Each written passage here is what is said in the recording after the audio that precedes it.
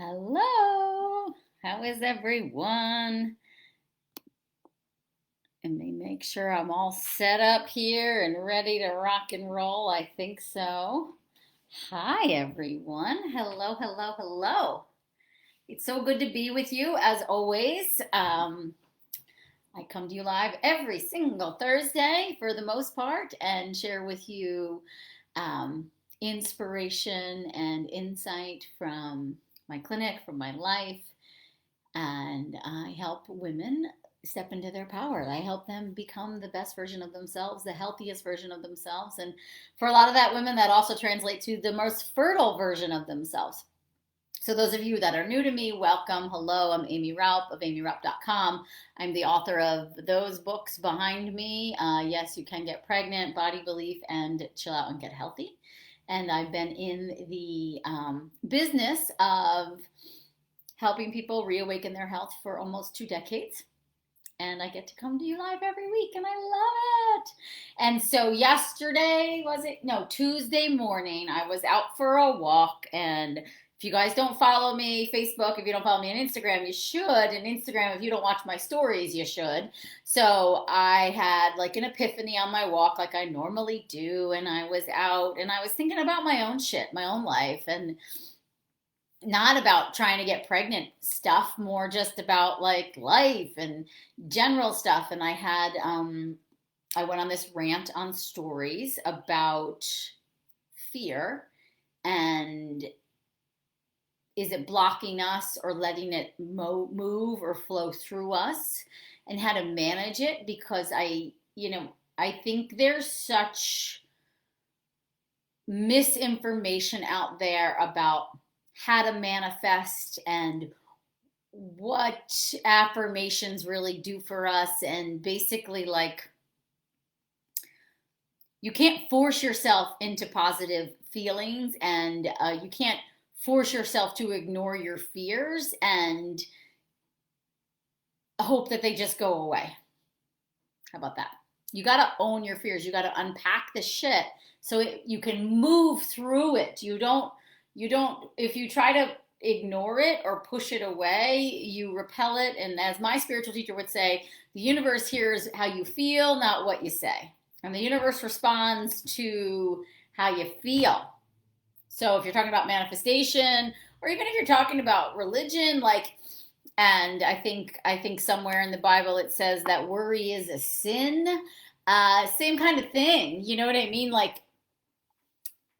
I think because you're not trusting in the worry, or you're not allowing it to guide you or support you. Instead, you're letting it create fear in you, and fear means you're not in love, right? It's one or the other. That's all it is. It's fear or it's love. It's light or it's dark. And when you're in fear and you're not in love, then you're not trusting the guidance, the support, whether that's religious based or universal based or spirit based. I don't care. But when you live in fear, you are, in effect, when you live in fear and you're not acknowledging the fear and you're not owning the fear and you're not saying, I'm here right now and it's scary, but I still have hope. And instead you're just saying, I can't look at the fear anymore. This is just bullshit. This shouldn't be happening to me. I'm over this. This is enough. And I've totally, totally been there. 100%. I can relate. When you're in that space, you are actually basically calling more drama and trauma into your life in that sense, because you are not owning it. You are not acknowledging it.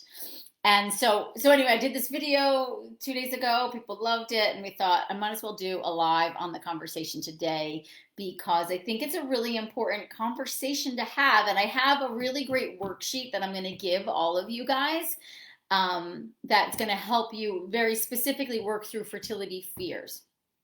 And who's your teacher? Abraham Hicks, Wayne Dyer. How about all of the above? I started with Abraham, which feels like 150 years ago. No, about 12 years ago, started studying Abraham Hicks, and Deepak Chopra. They were kind of like intertwined. Like Deepak, 7 Spiritual Laws of Success. Abraham Hicks, getting into the vortex. I actually had the book on CD in my car, in my Toyota Corolla. And that's where it all started for me. I worked with a life coach when I first started writing Chill Out and Get Healthy. So this is literally 12 years ago. And she was an Abraham fan, of course. I should say, of course, but she was an Abraham fan. And she also did the work with me. What is her name? The woman who does the work. It's like capital T, capital W, the work. Is similar stuff. So she introduced me to her and Abraham. And then I had another client who introduced me to Abraham. And then someone else maybe introduced me to Deepak Chopra. That's where it started for me. Then it led to Wayne Dyer. Neville Goddard is a huge, huge, huge influence on my life. There's a spiritual guide similar to Abraham called Elon that is a big guide of mine.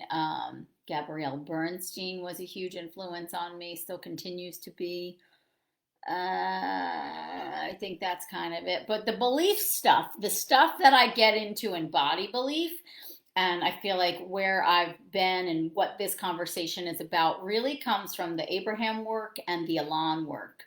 And Neville Goddard. Neville is really like the father of all of this. Like Wayne Dyer says that, Deepak Chopra says that. Abraham Hicks will talk about Neville. And so, and he was in like the 50s, I think. And so anyway, that's where it all started for me. But this, going back to like the fear, the worry, the anxiety, the stress, and I think the current state of like self-help, where a lot of people think like, I'm just going to say this affirmation every single day and it's going to fix everything. And I don't have to look at that fear anymore because I'm just going to say this affirmation and it's all going to go away.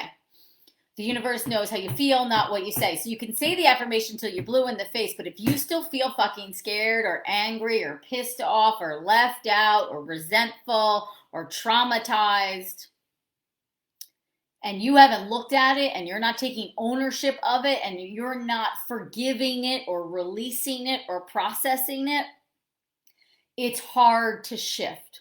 And so we entitled this live on Facebook. Instagram, you guys don't really get a title. You'll get it at the end. But is fear blocking your baby? I think that's what we called it. For some reason, I can't read the title now once I'm live, but I think it was something like that. Is fear blocking your baby from coming through? I don't think it should. And I also think you can have fear and still get your baby. I just think it's how much attention you want to give to that fear, how much you want to let that fear rule your life. And I think this goes beyond getting the baby. This is about life and getting everything you are worthy of, everything you deserve, everything you desire. So it's more about, yes, I have the fear because this hasn't been easy, because this and this and this happened to me. And you don't stay that long in the explanation of the why you have the fear, but you take ownership of it. It's just like what I say to a woman who's had a miscarriage. I say to every single woman who's ever worked with me who's had a miscarriage, I tell them, listen, the next time you get pregnant, you're going to be really fucking scared. So I want you to start owning that now. I just want you to own it. The first trimester is going to suck. I'm going to be scared. Every doctor's appointment is going to feel like, pins and needles until I get through it, right? This is okay. So owning it actually starts to dissolve it. Ignoring it, shoving it down, suppressing it with all these positive affirmations that you may or may not really believe actually amplifies it. So call it what it is. I am scared because I've been on this journey for X amount of years. I am scared because my doctor said this, and this is wrong with me. I'm just scared. I'm just scared because I didn't think it should be this hard. I'm scared. The second you say it, it actually starts to leave and transform. So fear will block if you don't face it. So pull off the covers as, oh my God, A Course in Miracles, Marianne Williamson, Gabrielle Bernstein, they're big students of Course of Miracles. I think so is Deepak Chopra. Um, they will say that it's either you're either in love or in fear, right? And the way to get through the fear is darkness. You just pull the sheet off and let the light shine in. And so you pull the sheet off. There I am in my fear, in my scaredness, in all of the rawness of it. And now I'm going to let love shine in. I think from like a biblical standpoint, and I'm not a super religious person by any means. I'm a very spiritual person. But I would think, and I could be wrong, and I'm sure there's many of you out there who are better experts at this than I am, but I would guess that worry is a sin because you're keeping it in the dark. The darkness is the sin. You're hiding it. You're afraid of it. That's the sin, right? So take the sheet off and let the love shine in, and that's when you're free of it. You become free of it the second you acknowledge it, right? I have been out of love in many ways. And I mean, I think that's for many of you. Like, I'm sure so many of you can relate to this, or like it's making sense on some level, right? So it's just that thing. And thank you, Louise, for sharing that, because it's so true. Me too, me too, me too, I can, remember like the challenges that, there's been a couple significant challenges in my life. And, I for sure go to that space of I just want to feel sorry for myself. And then I just want to actually ignore this and get on with my life. And I'm really good at being busy. I am busy, busy, busy, busy, busy, busy, busy, so I can ignore it and move through it in a way that ignores it and not feel it and just keep going, going, going, going, going. Sitting in it is the most uncomfortable thing you can possibly do. But it's what's going to help you move through it. So, in this fertility worksheet that I have for you guys, it's reworking your beliefs. And in the work that I talk about embody belief in my most recent book, I have this tool. It's called the Art of Shifting Your Beliefs, ART. It's an acronym for Acknowledge, Reform, Transform, or Renew. I always confuse if it's reform or renew. It's one of those two. Acknowledge, renew. I think it's in renew. Acknowledge, renew, transform. So the first step and this really comes from Elon and his teachings, or their teachings, I suppose is what you call them. It's a man who channels Elon. Anyway, he says that the number one way to transform a belief is you gotta basically get into the dirt with it. You gotta see what it is. So the belief might be, for fertility girls, let's say, I'm broken. I'm having a hard time getting pregnant. My body isn't working. It's not doing what it's supposed to do. And if you sit with that long enough, you might actually realize, oh, I've had similar feelings around other situations in my life. And you might sit with it even longer to see, oh, this is actually rooted in me thinking I'm not good enough. I'm not worthy to have what everybody else has. Okay. So now when the fear comes up, you can actually call it what it is. Oh, I'm in that place again and not feeling good enough. I don't feel good enough. I don't feel worthy of this thing that I desire. I feel like I've mistreated my body. I feel like I'm being punished. I feel like it's bad karma. I'm going to be left out because I'm a bad person. I've done bad things in my life and I'm not good enough. And I was always told I wasn't good enough, or I was always compared to others and how I was different. And, all of a sudden you start to see, oh, this has actually been around a lot longer than this fertility challenge or whatever challenge, like my dad dying is like crushed me, and I mean, it's not a small thing that happened, right? But,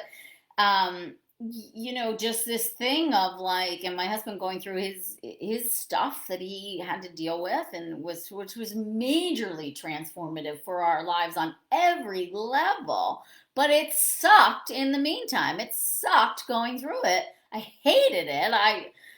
But I wouldn't wish it away at this point. Maybe I would have handled things a little differently. But just like, to get to the root of how I reacted, how I responded, is what I got to see is it's the same Aimee. It's the same Aimee that I've been being for as long as I can remember. You know, I just do a lot. I put a lot on my plate. I move, move, move. I try not to feel it. I don't want to see it. I don't want to sit with it because it's so uncomfortable. I don't want to talk about it. I have shame. I don't want to share it with certain people, right? And it's like this thing, and it becomes bigger and bigger and bigger, and it begins to rule your life because you are not doing the thing that you should do, which is just sit in the muck for a little bit. Yeah, this sucks. This is scary, but other people have been through this and they've gotten to the other side, so I could too. And is it really as bad as I thought it was? No. And am I stronger? So that was always my thing, right? That I needed certain people to get through my life. And what the realization is like, I got the goods all on my own. I am good. I don't want to do it alone, but and so that's a choice. But I'm good and solid just as I am as a human, and I'm going to show up for me in the way that I know, and I'm going to love myself and support myself, and it's going to work out. And so I had to get to that place and release, and also this thing of like, and what's happening that I'm stressed about isn't entirely on me. And I know fertility might feel entirely on you, but it's not. You know, I think there's divine timing. I think there's spiritual interactions that are happening. If you're in a partnership, there's a partnership energetic shift. There's many, many layers. So you do what you can do to show up for you in your preparedness, and the rest is you surrender. And so that's where, you know, the darkness comes in, is where you're not being honest with yourself. You're not cutting yourself enough slack. You're not letting the love in. You're not receiving because you're so fucking pissed that you haven't received yet, right? So, whew.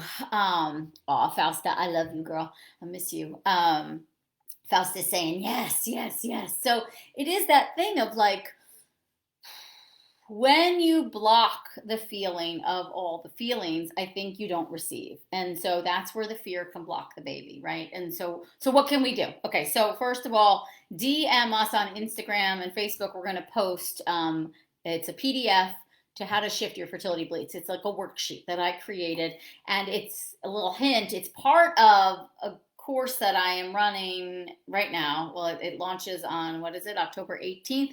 It's my fertility reboot. It's a 30-day mind body reset. So we're doing a whole dietary shift, but we're doing an entire mindset shift. And this worksheet is part of that. So just to give you a little teaser of the stuff we're going to dive into the reboot program. I can talk about that at another time, but just so you know, this is around a program that I run, and it's really transformative on the physical and emotional level. But the thing you need to do to shift those beliefs is, first you have to acknowledge them. What are my beliefs? I'm not good enough. I'm broken. I'm unworthy. I'm always left out. You know, I'm not healthy enough. I'm too old. My eggs are all bad. You know, whatever it is. I'm being punished. I'm a bad person. And then you get into the renewal part of that, which is not an affirmation, because it's not going to work just yet. You can't go from believing I am broken, I am a failure, I am a fuck up, nothing works for me, to sunshine and roses. Everything's amazing. It's totally going to work out. You don't believe it. You can't go from that to that. You got to believe it. So the renewal is, yeah, I'm still scared.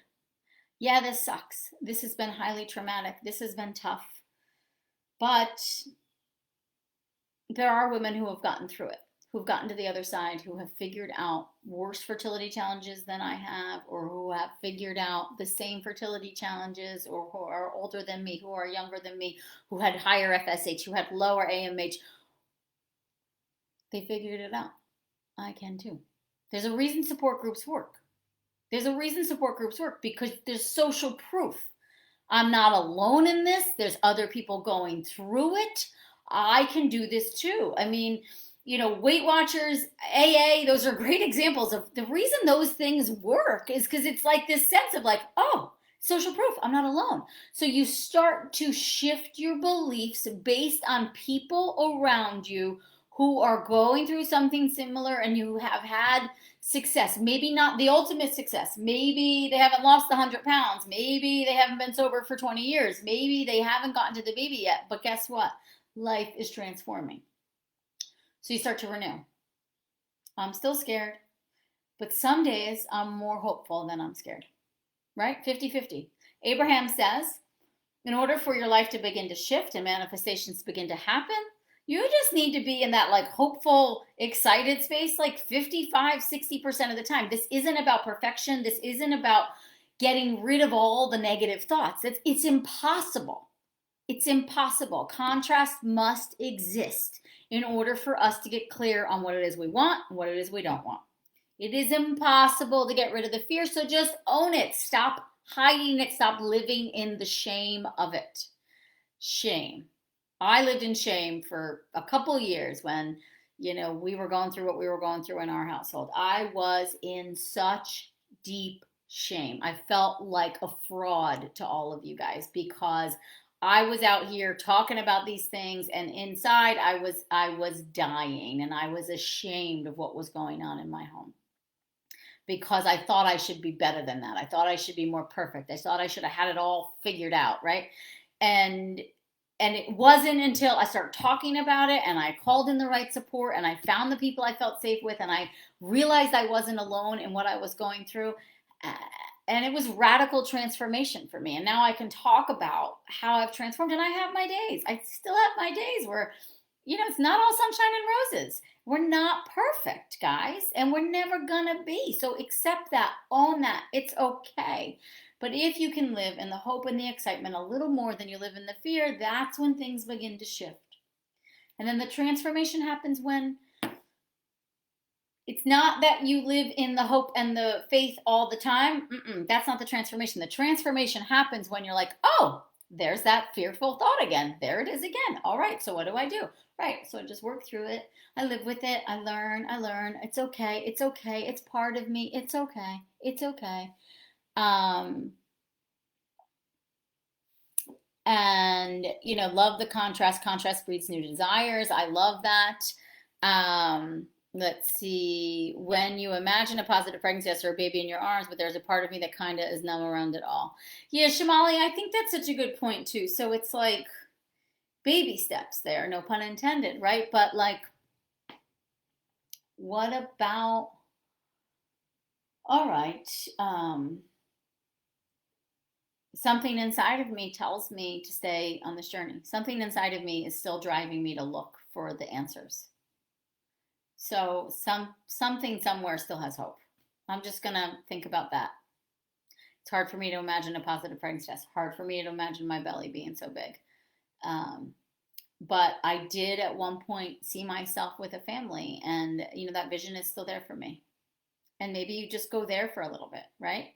And then maybe there's like, yeah, I think at some point I could see a positive pregnancy test or a baby in my arms, right? So it's just like slowly encouraging yourself. I'm scared. There you go, Miss Ashley. I'm proud of you. Owning it. Me too. You guys, I love it. I love you guys. I joined the reboot. I'm so excited, you guys. Aimee, I'm always touched by your vulnerability. Thank you. Oh, you are so welcome. Yeah, let me see. Just got your book. Also been listening to your meditations. I feel so good. Oh, thank you, my love. Yeah, you guys are just taking this in. So I quit my job with a toxic environment, and then I had to face my grief because I wasn't focusing on workplace drama. I had to sit in the grief. That's it. That's such a good point, Kenzie. That's exactly it. Like, we just keep ourselves busy, and then we're like, oh my God, I have to slow down, and I have to actually feel this thing. Or we numb out. People numb out with TV. They numb out with alcohol. They numb out with food. They numb out with sex. They numb out. They numb out with work. They numb out with busyness. They numb out. They numb out with blame. They numb out with therapy. And I don't mean therapy in a bad way. I have a therapist. I love her. She's amazing. But we can numb out in the story too. We can numb out in like, I always say, what's your 60-second elevator pitch for fertility? Like, what is the story you are telling? Because you are telling it all day long. They say we have, I don't know, 50,000 thoughts, 90% of them are the same. Like, what is it you are telling? Because we numb out in that story. We're so in that story, and it owns us, that we don't even give ourselves the opportunity to feel it anymore, right? So it's almost like what you said too, Shamali, of like, I feel numb to it. Like I can't imagine the positive pregnancy test, and it just the whole thing just kind of just feels weird. And so, what can you imagine? Can you imagine being happier? Can you imagine having a little more faith in your body? Can you focus on like I had a healthy poop today, and I haven't had a healthy poop in 2 weeks, and so my body's doing something right. Like just gently begin to shift gently into that space. Yeah, it's just got the phone with my doc and diagnosed with hypothyroidism for the first time. I'm shocked and so worried now on this journey. Well, and I know that's hard, but I would also say now you have something to fix, and that's beautiful. You figured out something. Hypothyroidism really impacts fertility. So now we have something to fix. This is great. This is great.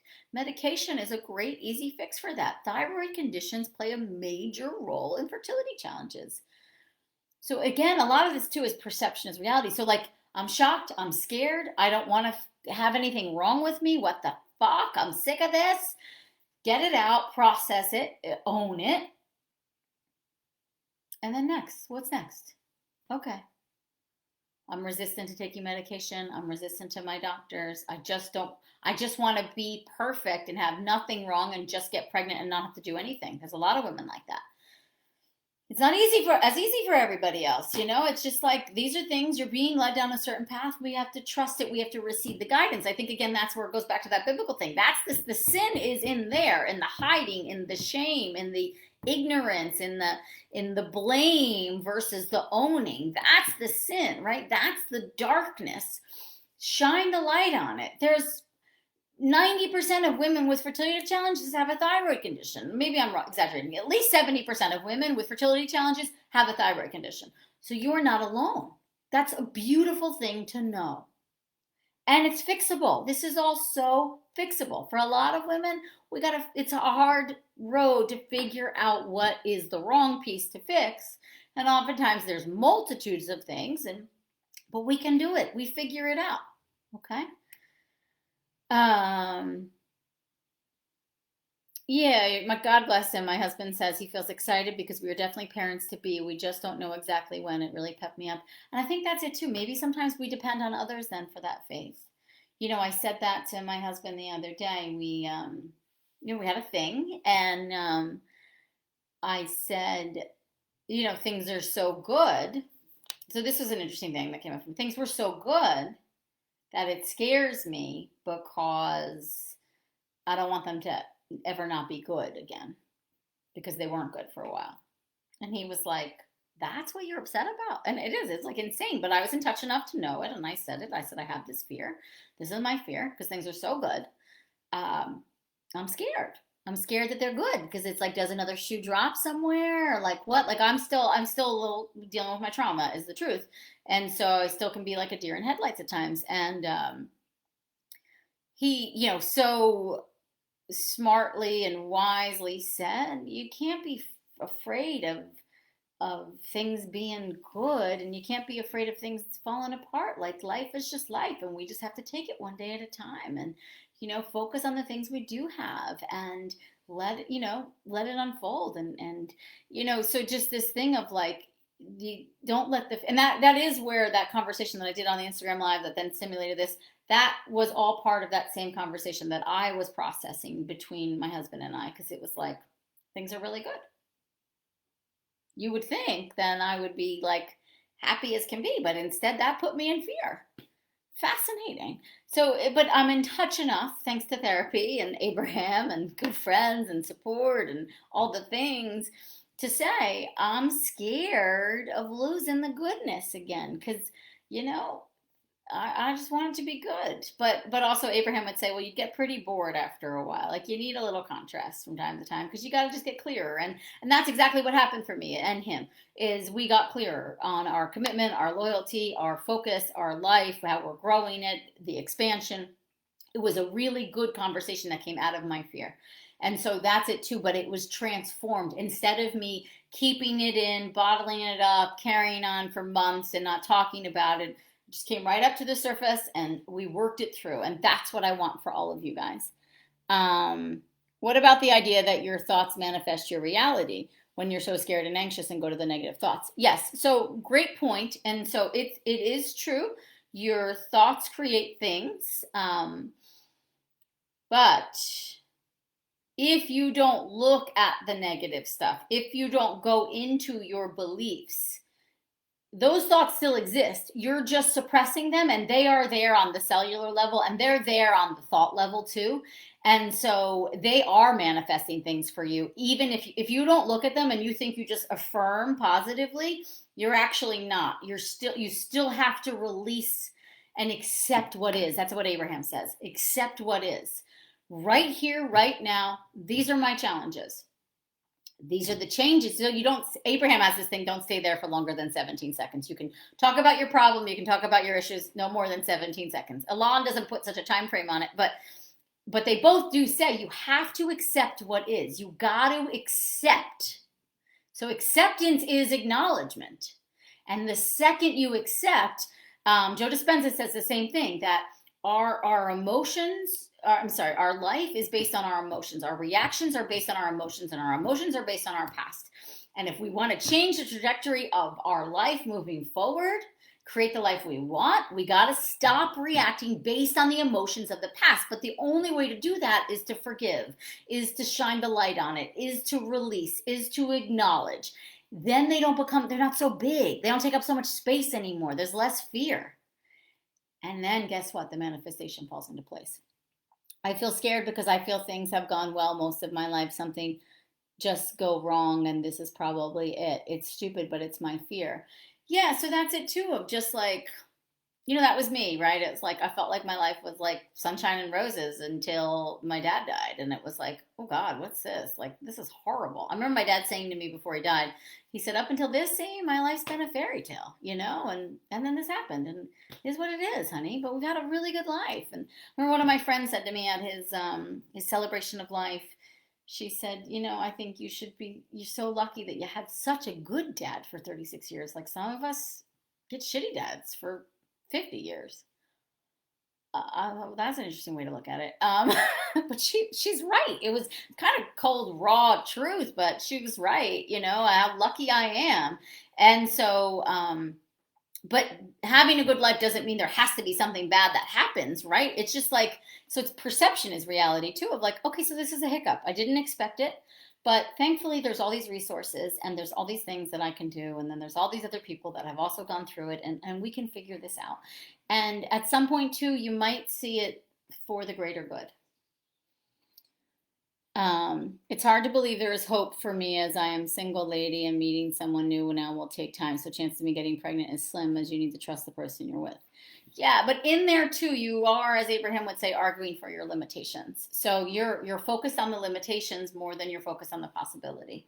Um, and also, and I'm doing some tough love too. It's like there are other ways to make babies without a partner. IUI, sperm donors. There are other things you can do.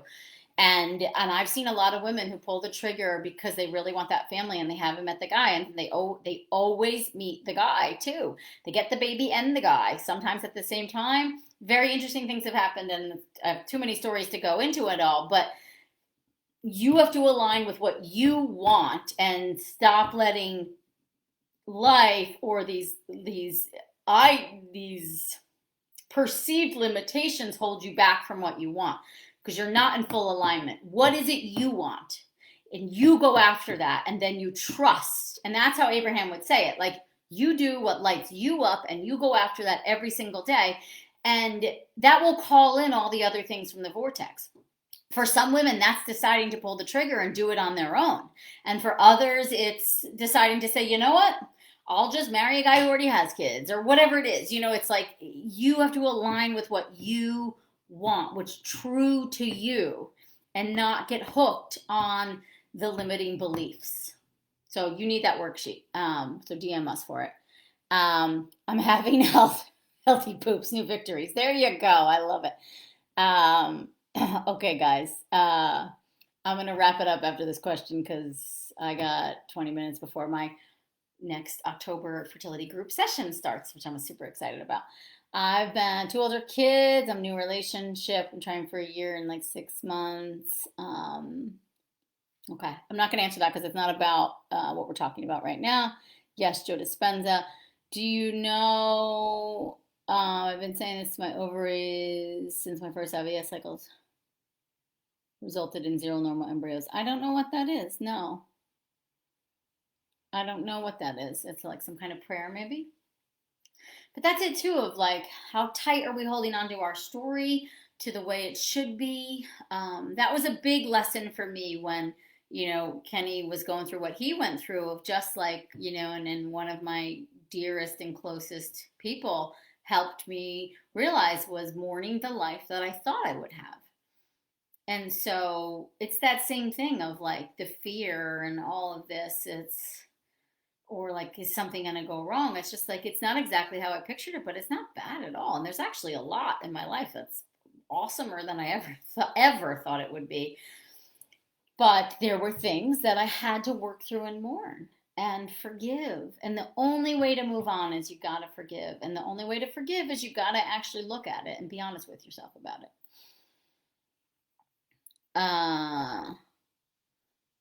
You guys are so great. Okay, I'm going to go. I love you guys. I am going to go eat some lunch and take care of Aimee before my 1 o'clock session. So I love you guys. This was so much fun.